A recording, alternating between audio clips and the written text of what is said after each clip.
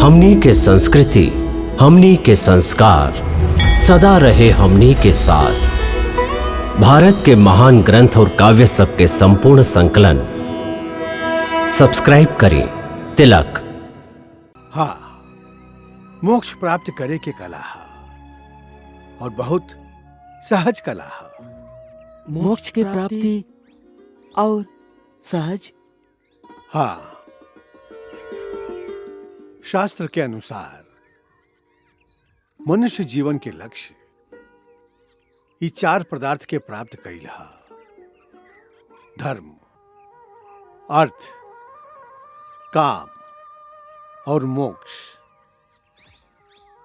मनुष्य अपन जीवन में खाली तीन ही पदार्थ के प्राप्त कर सकेला, मतलब धर्म, अर्थ और काम। चौथा यही सबसे महान पदार्थ है मोक्ष। ओकर प्राप्ति ओकरा खाली मरला पर ही हो सकेला, वो भी तब यदि ओकरा मरे के कला आवत होखे। गुरुदेव, एक गूढ़ रहस्य के थोड़ी का विस्तार से बतावे की कृपा करी। देखा, शास्त्र कहेला कि मृत्यु के समय प्राणी के मन में जे भाव होखेला ओकरे अनुसार ओकर अंतिम गति होखेला। ऐसे यदि मरे के समय प्राणी के मन में संपत्ति, घर बार या सगा संबंधी के संगे मोह ममता के भाव प्रबल हुई तो वही इच्छा के अनुसार नया जन्म हुई और यही तरह जन्म जन्मांतर के चक्कर में घूमत रह जाला। और यदि मरे के समय प्राणी संसार के सगरे माया ममता के भुला के खाली श्री हरि के चरण में मन के स्थिर करके प्राण के त्याग करे तो वही क्षण ओकरा मोक्ष के प्राप्ति हो जाला। यह उमरे के कला है जेकरा से बहुत आसानी से मोक्ष की प्राप्ति हो जाला।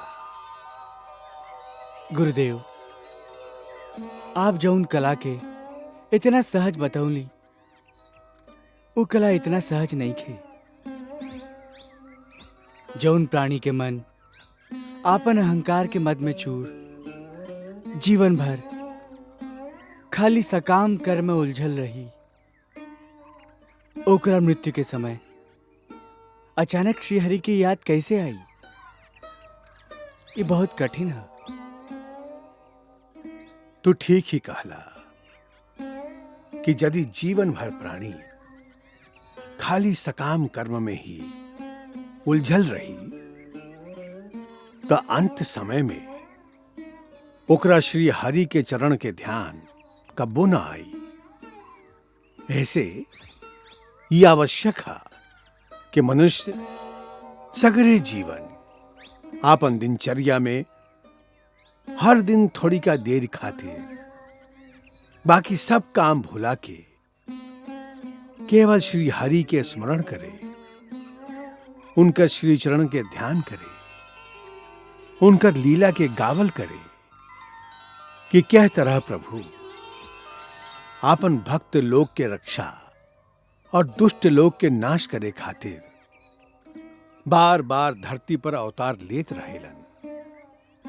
कबो नरसिंह रूप में, कबो कच्छप रूप में और कबो वराह रूप में। वो अवतारन के कथा के रोज रोज सुने से न खाली ओकर आस्था और ओकर विश्वास दृढ़ हो जाई, बल्कि ओकर हृदय में स्वयं ही भक्ति के स्रोत भी बहे लगी। वह अंत समय में ओकर सहायता करी। भगवान,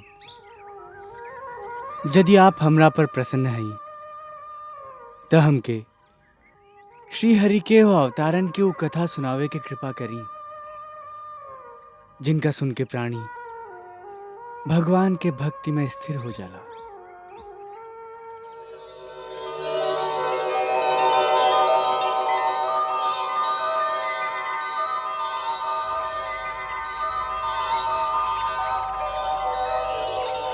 हम तुहार प्रार्थना से बहुत प्रसन्न हैं।